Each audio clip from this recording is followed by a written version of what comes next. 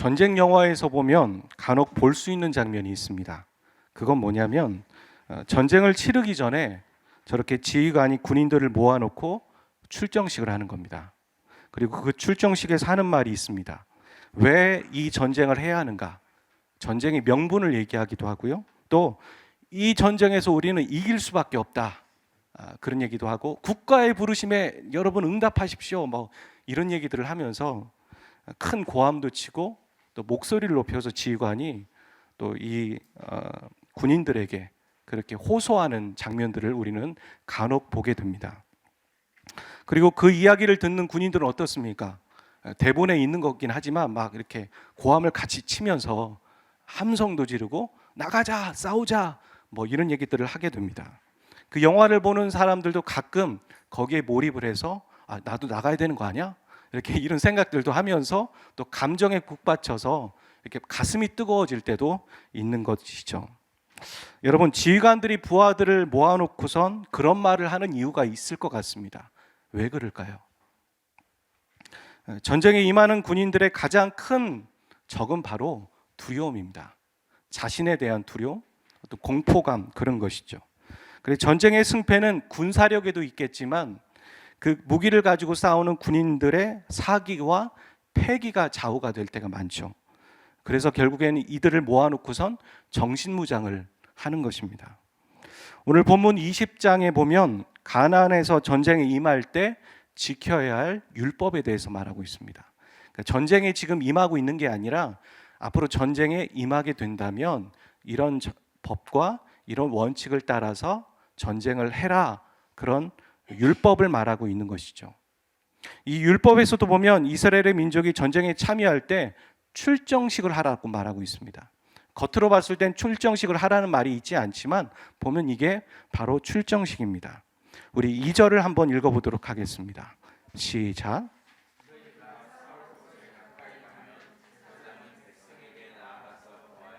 네, 그렇죠. 싸울 곳에 가면 출정식 하라는 것이죠.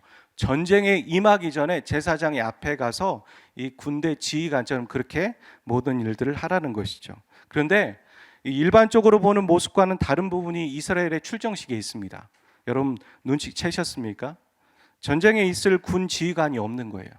그리고 그 군 지휘관 대신에 제사장이 그 역할을 하고 있는 것이죠. 어째서 이 역할을 제사장이 하게 될까요? 하나님 법은 왜 이렇게 말하고 계실까요? 이스라엘은 왕정 체제가 아닙니다. 그러니까 왕이 백성들을 다스리는 나라가 아니에요. 이스라엘은 신정 체제 국가입니다. 그러니까 하나님이 왕이 되셔서 백성들을 다스리시는 거죠. 그러면 사람 왕이 세워졌을 때 그 사람 왕이 어떻게 해야 되겠습니까? 하나님을 왕으로 섬기는, 하나님을 따르는 사람 중에 한 명이라는 것을 우리는 기억해야 하는 것이죠. 그래서 이스라엘의 전쟁은 독특합니다. 하나님이 적군과 대신 싸우는 전쟁입니다.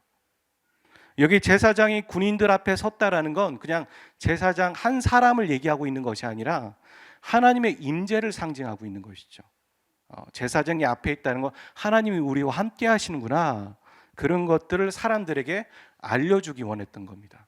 출정식에서. 그러니까 한마디로 우리와 하나님이 함께하고 계시다는 것을 퍼포먼스로 지금 보여주고 있는 것이죠.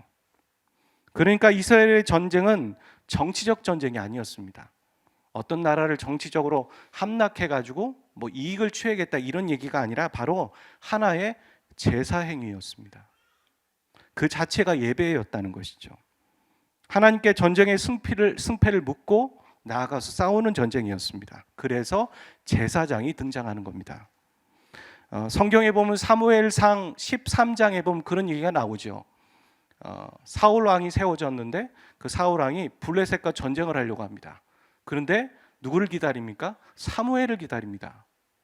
마음대로 나갈 수 있는 게 아니었어요. 반드시 제사장이 여기 나와 있는 것처럼 출정식에서 예배를 드리고 하나님의 임재를 상징하는 모습들을 보여주며 말을 선포한 다음에 출정하는 것이죠. 그런데 사울은 기다리다가 사무엘이 안 오니까 어떻게 합니까? 기다려봐, 내가 그 제사를 대신 주관할게, 이런 얘기를 하죠. 그리고 하나님이 거기에 노발대발하셨습니다. 왜입니까? 그렇게 할 수도 있는 거 아니겠어요? 그게 아니라 왕은 신이 아니라는 것이죠. 왕은 제사장의 역할을 할 수 있는 게 아닌 것입니다. 왕은 하나님을 따르는 한 사람 중에 한 명일 뿐이라는 것이죠. 그 역할을 침범하게 됐기 때문에 하나님은 그것을 준엄하게 경고하시고 말씀하셨던 것이죠. 여러분, 그렇다면 이 전쟁에 대한 율법을 오늘 우리는 우리의 삶에 어떻게 적용해야 할까요? 우리 삶에 전쟁이 있는 게 아니지 않습니까? 근데 우리가 동의하든 동의하지 않든 그리스도인은 영적 전쟁터에 놓여 있습니다. 에베소서 6장 12절 말씀 이렇게 말하죠. 같이 읽겠습니다. 시작. 통치자들과 권세들과 이 어둠의 세상 주관자들과 하늘에 있는 악의 영들을 상대함이라. 우리의 싸움은, 우리의 전쟁은 바로 우리 육체의 싸움이 아니라는 것입니다. 혈과 육에 대한 것이 아니로 또 영적인 전쟁이다라고 말하고 있습니다. 우리는 매일매일 이 영적 전쟁터에 놓여 있습니다. 여러분이 동의를 하시든 동의하시지 않든 그렇게 놓여 있다라는 겁니다. 그것이 우리의 삶에 나타나는 모습을 우리는 이렇게 표현하죠. 고난과 시련 혹은 역경 이렇게 말하는 것이죠. 하지만 그것이 바로 영적 전쟁터에 놓여 있다라는 말입니다. 그래서 오늘 20장의 전쟁에 대한 규례는 이 고난과 시험이 올 때 우리가 어떤 태도를 취해야 할까 그렇게 생각할 수 있는 것이죠. 저와 여러분이 고난과 시험에 있으십니까? 아마 지금 있으신 분도 계실 겁니다. 혹은 그 과정을 이제 끝으로 맞춰가시는 분도 계실지 모르겠습니다. 하지만 마치는 것 같지만 또 있습니다. 우리 인생은 계속 그렇게 롤러코스터를 타듯 굴곡져서 살아갈 수밖에 없죠. 우리가 이 20장의 말씀을 통해서 또 우리가 하나님으로부터 통찰력을 얻고 은혜를 나누기를 원합니다. 다시 본문으로 돌아가서 3절에 보면 전쟁에 임할 때 사람들이 가져야 할 태도를 명령하고 있습니다. 3절을 읽어보겠습니다. 시작. 말하여 이르기를 이스라엘아 들으라. 너희가 오늘 너희 대적과 싸우려고 나와왔으니 마음에 겁내지 말며 두려워하지 말며 떨지 말며 그들로 말미암아 놀라지 말라. 여기에 나오는 네 가지 동사를 좀 주목해 보시길 바랍니다. 여기 보면 겁내지 말며 두려워하지 말며 떨지 말며 놀라지 말라. 그냥 봤을 때는 같은 의미의 다른 표현 같습니다. 보통 우리 이런 것 대충 넘어가지 않습니까? 구분하기도 애매한 것 같아요. 이게 이거 같고 뭐가 앞뒤로 좀 안 맞는 것 같기도 하고. 하지만 연속적인 하나의 감정 같지만 원어로 보면 미세하게 오른쪽으로 갈수록 발전되는 감정입니다. 그러니까 처음에 겁내지 말라라는 말은 여러분 주보에도 나와 있는데 라카크라는 단어입니다. 이 라카크라는 단어를 좀 해석해보면 무슨 얘기냐면 마음이 약해지는 겁니다. 마음이 약해지는 것. 그 다음엔 두려워하지 말라라고 할 때 이건 아라치라는 단어인데 이거는 낙심하는 겁니다. 여러분, 우리가 마음이 약해지고 그 다음에 낙심이 옵니다. 그렇죠? 갑자기 낙심이 오지 않아요. 그 세 번째는 떨지 말라라는 단어는 하파즈라는 단어를 쓰고 있는데 이거는 서두르는 행동입니다. 서두르는 행동. 그리고 마지막에 놀라지 말라라는 야레라는 단어를 쓰고 있는데 이건 공포, 두려움입니다. 우리가 보통 그래서 하나님을 경외한다라는 말을 할 때도 이 두려움이라는 단어를 쓰고 있거든요.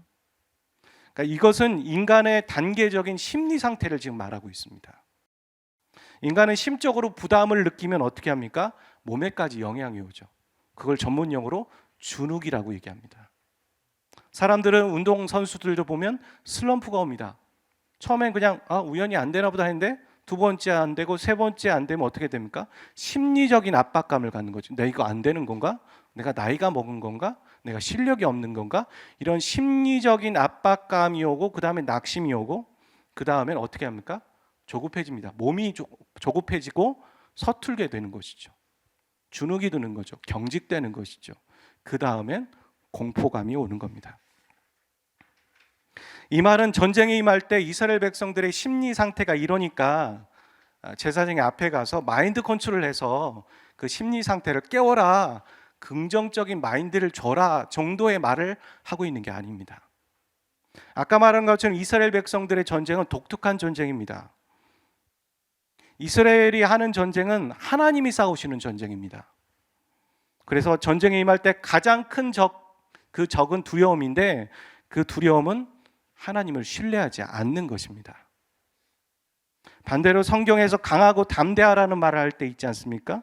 그때 하나님을 신뢰한다는 말로 바꿀 수 있는 거죠. 그러니까 하나님을 신뢰하지 않고 이스라엘 백성들이 나아갔을 때 보면 백전백패합니다. 그리고 하나님을 신뢰하는 전쟁에서는 무조건 승리하는 것을 성경의 역사와 성경을 보면 알 수 있게 되는 것이죠. 대표적으로 보았을 때 여리고성 전쟁하고 아이성 전쟁을 볼 수 있습니다. 여리고성 전쟁은 하나님이 명령하시는 대로 그대로 순종하고 있어요. 여러분 생각해 보십시오. 적군이 바로 저 성 안에 있습니다. 근데 그 성을 돈다라는 거예요. 우리가 생각 없이 그냥 생각해보면 돌 수 있지라고 생각하는데, 성 안에서 돌을 던질 수도 있고요, 화살을 쏠 수도 있고요, 혹은 도는 걸 보고 무방비 상태니까 갑자기 성문을 열고 기습 공격을 할 수도 있는 겁니다. 하나님이 명령하셨고 그들이 순종하는 건 목숨 건 거예요.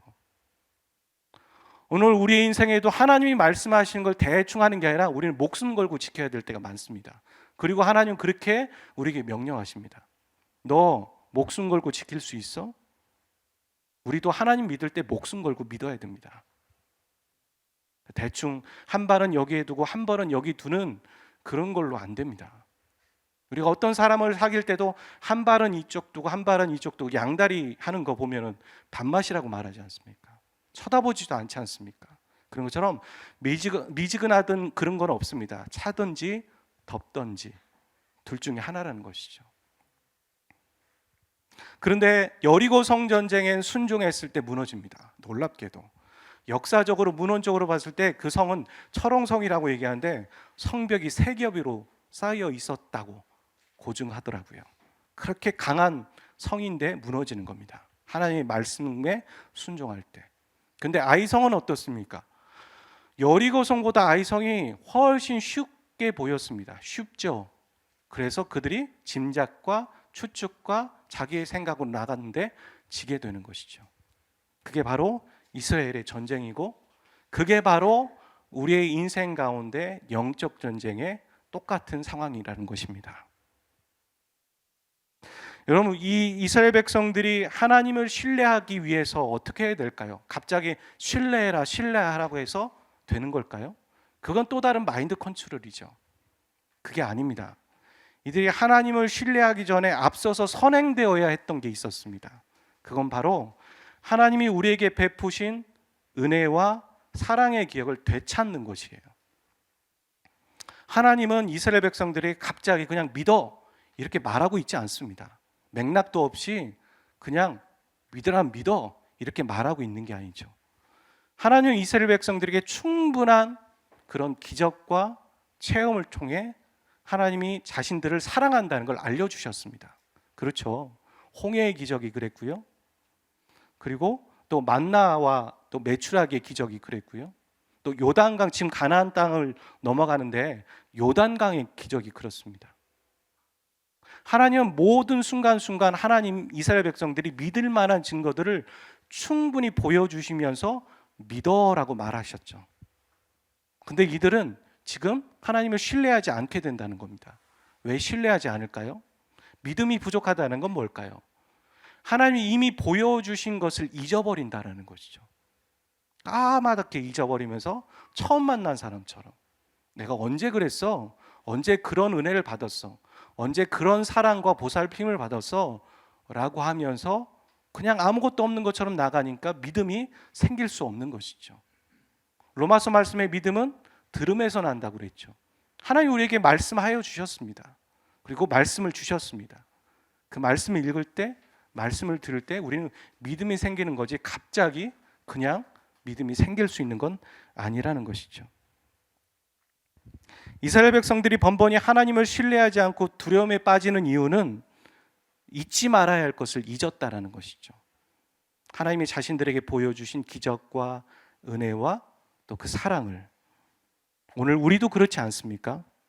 얼마나 많이 하나님은 우리에게 자신을 보여주셨습니까? 저와 여러분이 여기에 앉아 계시다는 것만으로도 우리는 하나님의 은혜와 사랑을 경험한 자들입니다. 그러지 않다면 여기에 앉으라고 해도 앉을 수 없습니다. 억지로 데리고 와서 여기 앉힐 수 있는 게 아니죠. 우리가 하나님을 어떻게 찬양할 수 있습니까? 받았기 때문에 높여드릴 수 있는 것이죠. 근데 우리는 잊어버린다는 겁니다. 사람들은 안 좋은 기억을 잊어야 되죠. 아픈 기억과 안 좋았던 장면들을 잊는 건 참 좋은 겁니다. 잊을 수 있다라는 것. 하지만 잊지 말아야 될 걸 잊어버리는 건 안 된다는 것이죠. 그건 바로 하나님의 은혜와 사랑입니다. 누구도 부인할 수 없는 것 하나를 주셨죠. 그건 바로 십자가의 사랑입니다. 많은 사람들이 십자가를 잊어버립니다. 복음을 잊어버리고 예수 그리스도를 잊어버리는 것이죠. 그러면서 자신의 지식과 자신의 경험과 자신의 능력이 더 크다고 말합니다. 왜 크다고 말하냐면 두려움이 있기 때문이에요. 헤쳐나가야 될 것들, 미래에 대한 것들의 두려움 때문에 당장 손쉽게 잡을 수 있는 것을 잡고 그것이 맞다라고 말하는 것이죠.